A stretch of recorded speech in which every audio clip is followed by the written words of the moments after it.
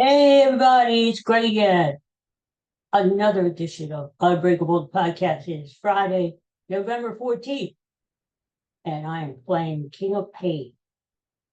I've been in the sky today. I don't know the words. By the police.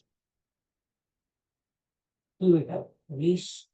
Great 80s group led by Sting, who went on to have a really great solo. Still around. Sting is still around. Why am I playing King of Pain? No, it's not for me. It's not my theme song because it's King Charles' birthday. Yes, the King Charles in over there, Britain. And he's turning 77 today. Happy birthday, King Charles there, Mr. King or whatever. No. What the hell? If I was there, so today, if I was there, I'd call Your Highness, Your Royal Highness. I guess that's the thing to do, isn't it? I don't know. Anyway, is he going to have a birthday cake? Do kings have birthday cakes? I guess they do. What, I would think kings would have like special birthday cakes, like red velvet. That sounds very classy, very royal, very regal. And like a ball red. Red velvet cake for the king. Better than carrot cake or something like that. Speaking of birthdays, my birthday is Sunday. And, I got to choose my cake. And I'm having carrot cake. Can you believe that? What the hell's wrong with me? I used to hate carrot cake when I was a kid. Ew, the stringy carrots and the raisins and the nuts in it and all that. Ew. Of course, when I was a kid back in prehistoric ages, I I like the good chocolate cake. I like the good vanilla cake too. Uh, but I don't know why. Like taste changed over the years. I got to like carrot cake, and now when I actually have my pick of the litter of whatever cake I want for my birthday, I pick freaking carrot cake. What the hell wrong with that? Or what that? But it is the birthday, and going out to dinner early in the afternoon, Italian restaurant. Probably going to get a little bit of angel hair pasta. That's my favorite. And back in time to watch the Eagles at night. Eagles Lions. What a game, huh? You got to talk about Eagles. You have to. I still think the Eagles are going to win on Sunday. I think it's going to be close because the Lions are really good. There's a big difference, though, because the weather. It's supposed to be chilly and breezy.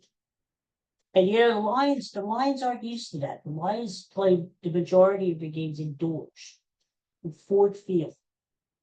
And the environment, friendly, control, climate. So they're not used to the wind. They're not used to the cold, especially night in November. Oh. So the Eagles are really good against the run. Lions like to run the ball. But they have a good passing attack. They have that St. Brown, Laporta, Williams. But Jared Goff, or whatever the hell his name is. You put some pressure on him, just like any quarterback, he's not the same. It's not the same. So the key to the game is the Eagles have to get some pressure on him, knock him down a few times, put him on his own. And hopefully that's going to rattle him a little bit. We'll throw a couple interceptions there too, a couple fumbles, and the Eagles will have it. But I think the Eagles are going to win. With the weather, I don't think that it's going to be too much. I think it's Eagles 24, Lions 21. Yeah, that's cutting it close, but no. I will say one thing.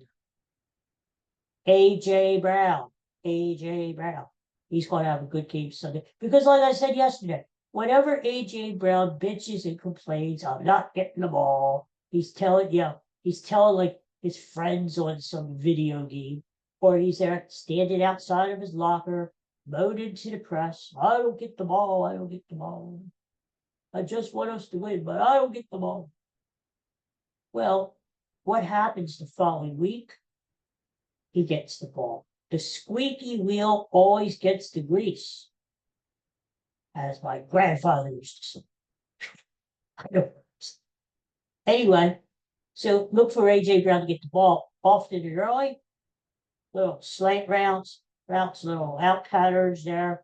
Get him warmed up, so he's not crying like a baby on the bench or reading a book. Give him the ball so he's satisfied. I really do think he's going to get like 6 catches at least Sunday. Maybe like 80 yards, 100 yards or something. He's going to have a good game. You can't let out Devontae Smith either. Dallas Goedert. That's the problem. The Eagles are embarrassed with the riches. Where do you go with the ball? So, and I think Jalen Hurts is going to have a good game. If he decides to run, he can make some hay, as they say, because the Lions are not that good when it comes to scrambling, running quarterbacks, whatever you want. So, I mean, the Eagles have a lot of weapons, right? It's playing in Philadelphia outdoors. The crowd will be going nuts. Eagles are going they're going to pull it out. These last 2 games, Packers, Lions, big games, so you could say, Eagles will beat the Lions. They have beaten the 3 toughest teams in probably the toughest division of football. Packers, Lions, and they beat the Vikings earlier this year, right? So there you go. So I like the Eagles. There's some good games on Sunday, too. Denver and Kansas City. Ooh, they're playing for first place in the AFC West. What about what was that other game, Steve? Which is going to be a really good game. Seattle and the Rams late. That's going to determine supremacy in NFC West. Seattle's been really hot. And if you watch them, they are explosive. Their offense is explosive. But the Rams are good. But, Matthew Stafford's having like an MVP type season. The defense is great. The Rams are really good. I'm just going to win. They're playing in Los Angeles. But Seattle is a really good road team. They're undefeated on the road this year. So, it's a toss-up. But a lot of good games this weekend. So have fun watching football. Just hang out. That's what I'm going to do. I'm just going to just hang out, and watch football and enjoy my birthdays weekend. Yeah, that's what I think I'm going to do. Phillies. But then I want to see about the Phillies. Well, we talked about this yesterday. I still think Kyle Schwarber is coming back. I don't think Ranger's coming back. JT Realmuto, now I thought he would come back because the Phillies need catching. They don't really have a Rafael Marchand. To me, if you gave him a chance, he might be okay. But it sounds like the Phillies don't like him starting. So they're looking for a catcher. That's when JT to come back. But I'm hearing rumors that JT might want 3 years. And there are some teams interested in San Diego. The Padres need a catcher. Boston. So, is JT going to fly the coop? I mean, what's going to happen if JT flies the coop? Who's going to play catcher for the Phillies? Bryce Harper? He's not doing anything. Maybe he could. Bryce Harper actually was a catcher when he first came to baseball. So guess he could do it. I don't know. In a pinch. And how about those awards? And Phillies are getting screwed with these awards, aren't they? I mean, I can see Ohtani winning MVP. Carl Schwarber finished second. Oh, Schwarber had a great year. 56 home runs, 132 RBIs.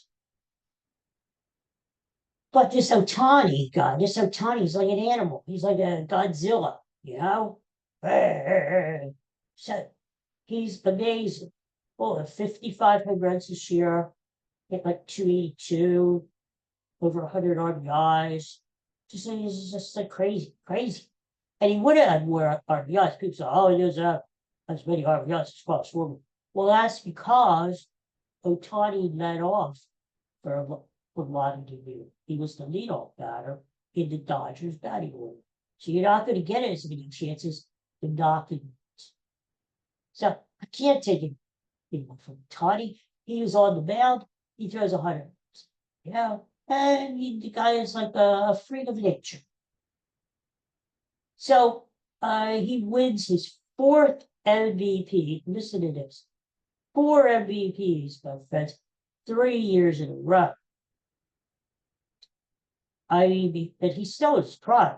By the time he hangs it up, he may be like the greatest baseball. We may be looking at the greatest baseball player of all time. Everybody says Babe Ruth. Yeah, he was great. Hank Aaron, Willie Mays. Most of the people you say, who's the greatest baseball player of all time? Willie Mays. Because he could do everything. The definition of a 5-tool player. Power, hit for average, throwing arm, glove, defense, base running. He could do it all. Willie Mays, Willie freaking Mays was great. Ted Williams, even the greatest hitter. Tough. Hank Aaron. How can we forget Hank Aaron? Barry Bonds when he wasn't on the juice and his head was getting 3 times the size. Roberto Clemente. I could go on and on and on. But Stan the Man Musial. But are we watching the greatest player in baseball history right now? Are we? I wouldn't surprise me. I mean, the man can do it all. He can steal bases. He used to play right field, but hey, he could pitch. He could be my pitcher every day. The man can do it all. Give him credit. So what about the American League MVP? That was a bummer. Aaron Judge wins again. Aaron Judge. And not taking anything away from Judge, he had a great year. But what does it take? You got a guy in Cal Raleigh, Seattle Mariners, 60 home runs this year, leads his team back into the playoffs for the first time in a long time. They get to the AL Championship Series, 1 win away from getting to the freaking World Series. What more can the man do? Plus, he played catcher. I mean, how can you top him? You can't. I don't think you can. And yet he comes in second to Aaron Judge. Really? You know what it is? It's all this New York press, New York schmaltzy stuff, oh, Aaron Judge. Seattle's out there in the Northwest. You never see them, you hear from them, anytime you see them in playoffs. They don't get as much publicity, right? So, I'm not taking anything away from Aaron Judge. He's bigger than I am, much bigger. He'll come over and kick my ass. I can't see that. But I really thought Cal Raleigh was going bad. This is me. Bad. Anyway, so that's baseball. Like I said, the general manager, the winter meetings will be starting after Thanksgiving. Now that's where you're going to have most of the trades, and that's where you're going to have most of the free agent signings. They get all these free general managers together in a hotel. Another way partying. They're there. They're making trades with each other. So now, hey, uh, it's an exciting time of year now, you know, and you never know when a train's going to break. Middle of the night, these guys get out of their hotel rooms in their pajamas. They go down to the bar and say, "Hey, I'll give you blah blah blah for blah blah blah." You know, and make the trade under alcohol, under yeah. And anyway, so it is an exciting time for baseball fans. The hot stove. Let's see what the Phillies do, huh? Let's see who they go back. Let's see who they trade. I, for one, hey, the girls out there, I know are going to hate it, but I think Alec Bohm is bye bye. Don't let the door hit you, okay? Now, you know, Alec Bohm was right. He didn't strike it much, but his ball, battle ball. I don't know the Phillies expected. He improved defensively. Still not a great fielder, but he improved to his credit. Um, I don't know what the Phillies really expected. Not a power guy, not a power guy. Did they expect him to hit like 320 every year? That's the thing. Alec Bohm to me is sort of like there. You know, like he's just there. He's okay. He's okay. But he's never going to be like a star. You know? Uh that's the way he is, I guess. You know? And to me, if you could upgrade at third base, you do it. You do. So I think he's bored. Certainly Nick Castellanos is bored. And yeah, which is good. He's okay, but too streaky, flailing for balls in the dirt. You know, and then he's that broody guy, broody, depressed, broody guy, that the dugout, you know. No emotion. Yeah, no. So yeah, well goodbye to Caston. Don't. Um so I don't know. If Phillies have some decisions to make in the next few weeks, that's for sure. Bryson Stott, is he still going to hang around? Now, Alec Bohm and Bryson Stott came up with Phillies. They are farm bred. Come up with the team, and those, but Ranger Suarez was farm bred. And think about it, the Phillies, they're a few years ago when they really sucked. Um, there are not too many players that came up through the ranks, through the farm system, you know?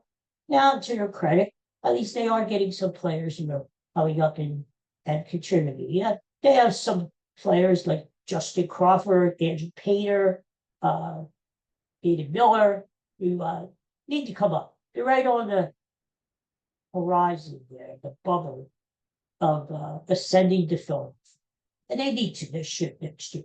You need to bring in some young kids, wake up the old veterans. You know, fresh blood, fresh blood. They come in and add a little energy to the clubhouse, you know? So some of these damn veterans, will just wake up a little bit.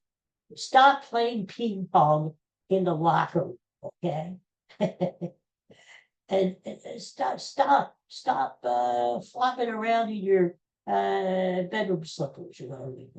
Where the hell did that come from? I don't know. Just, you know, the kids need to come up and blend with the veterans.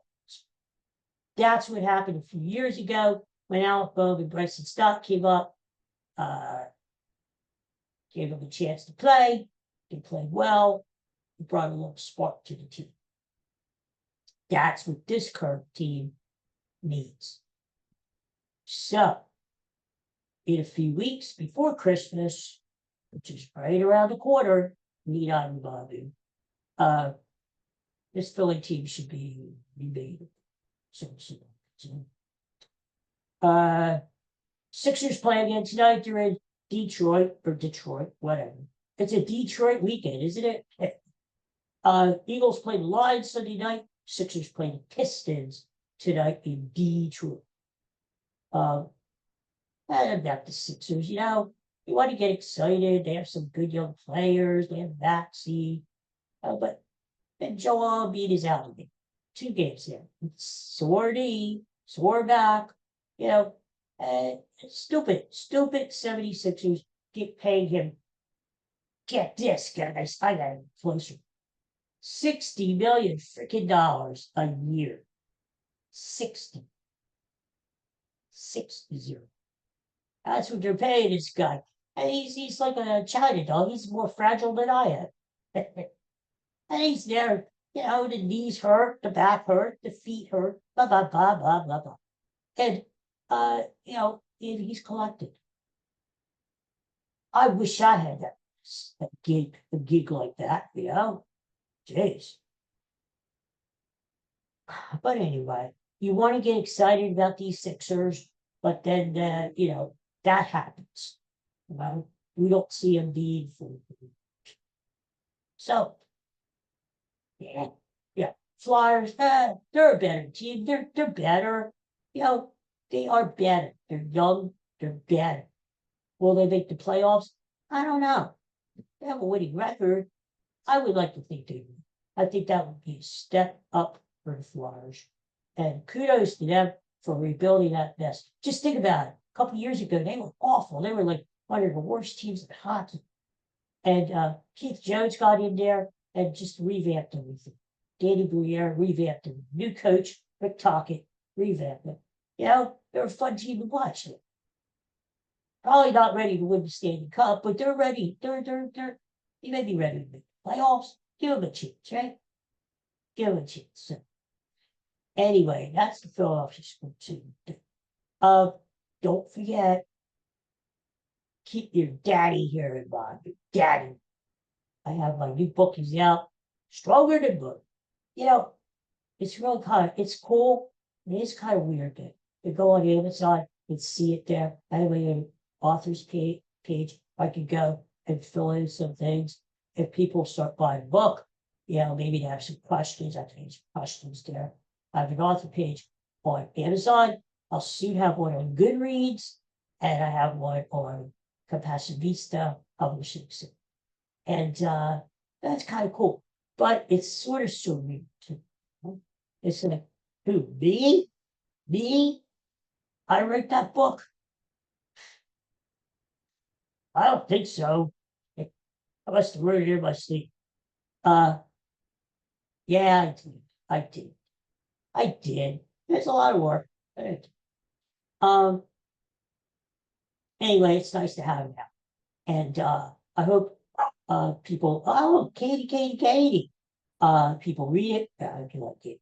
And if you do, please write an honest review.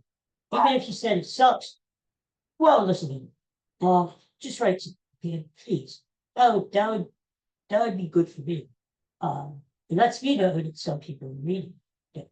So, the hell is she? She doesn't want to come in. Oh, God, I gotta show you. Oh, well, I'll show you this before.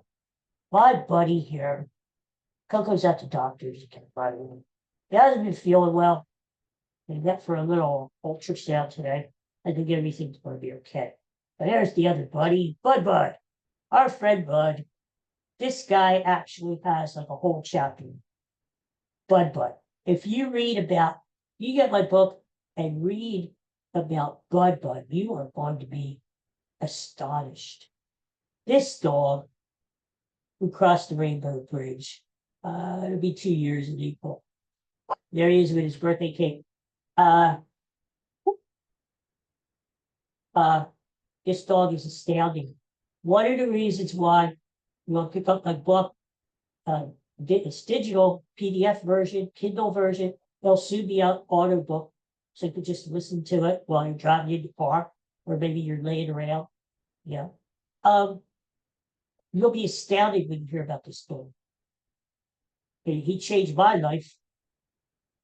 But animals have a way of doing that, folks, right? I'm sure you got cats, you have fish, you have birds, you have dogs, right? You have raccoons. Pets and animals are life changers, and they're loud too. Anyway. They are. So that's why in this book, all through the stories, I write about different pets I've had during my life. And not just throwing it out there like, I had a dog. He was cool. The end. Now, all these animals touch my life in some way. They, you know, when I was sick as a kid, they brought me a lot of happiness and joy. You know, they took my mind off of the pain. And even now, Katie and Coco bring me so much joy. But, but, you're going to read about him and read about how amazing he was in my life. So if you like dogs, this is the thing about this book before I leave, ladies and gentlemen. If you like dogs, this is the book for you. If you like baseball, reading about sports, this is the book for you. If you like an uplifting story, yeah, you're going to have your box of Kleenex nearby, just in case you get a little misty in it. Yes, that's true, but there's a lot of laughs and a lot of good times too to share. It's very nostalgic, and people love nostalgia. How many people love movies and shows from like the 50s and 60s, 70s, and 80s? That's mostly what this book is about, that time frame. Growing up in the world when the world wasn't as accessible as it is now. You know, so a lot of story is concentrated back in that time frame. So, you know, it's very family oriented, and I think it's a good feel good book. And think about what's going on in this world, right? All this crazy shit going on, and we need a little hope. We need a little inspiration. And the thing is, it's a book that you can share with your family and friends. Christmas time is coming up. Ho, ho, ho. And doesn't cost much. I told you this yesterday. Tell your grandmother that you bought my book from her and it cost $118.98. Tell her that. And she will say, no, sonny, you didn't have to spend all that money. But little does Granny know that you only paid up $5.99. That's between you and I, okay? You get Granny a cheap gift, but it's a gift that she will love and she will listen to or read. When the audio book comes out, she can listen to it. Until then, if she can't read it, you read it too. And and you know, make her happy. So it's that kind of book. Like if you like something like dogs, or it's like just like I said, you're gonna find it. It's everything's in everything. It's like a meatloaf, a smorgasbord of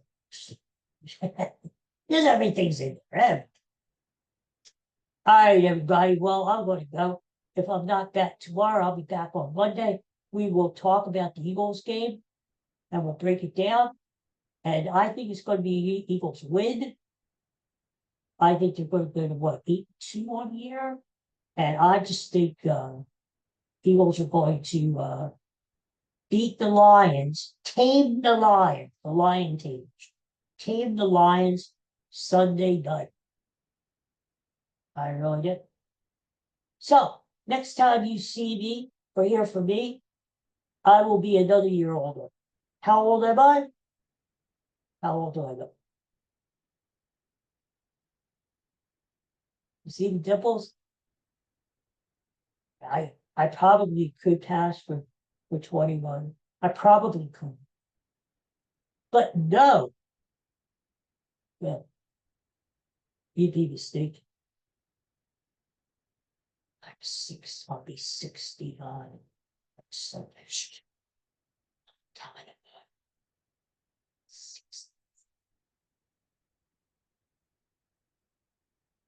and you know, they tell me I'm the oldest guy around. It takes me osteogenesis imperfecti.